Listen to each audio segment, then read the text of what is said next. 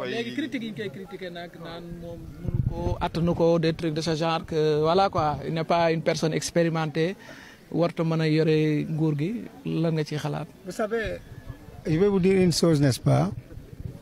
Tous ces gens qui parlent ne regardent pas Diomaye sous l'œil d'un politologue qui connaît l'histoire politique mondiale.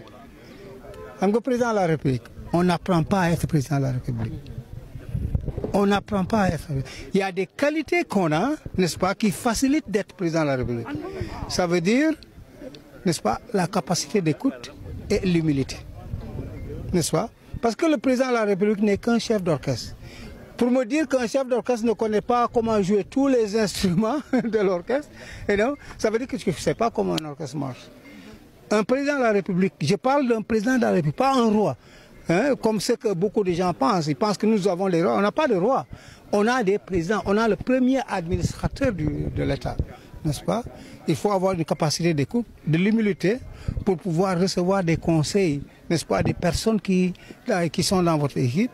Et effectivement, et Diomaye, c'est pas maintenant, dans sa famille, c'est une famille qui est vraiment habituée à diriger des personnes, son grand-père et tout le monde. Donc, c'est pas, ces gens-là, c'est parce qu'ils ne savent pas, n'est-ce pas, les pires présidents dans l'histoire politique mondiale, ce sont ceux qui arrivent pensant qu'ils ont l'expérience. Par exemple, en Amérique, Lyndon B. Johnson, par exemple, Hoover, en Amérique, qui ont été... Lyndon Johnson, c'est lui qui a causé la catastrophe de la guerre du Vietnam. Hoover, c'est lui qui a causé la crise de 1929, n'est-ce pas? Et c'est des gens qu'on dit, voilà, ça c'est l'individu parfait pour être président.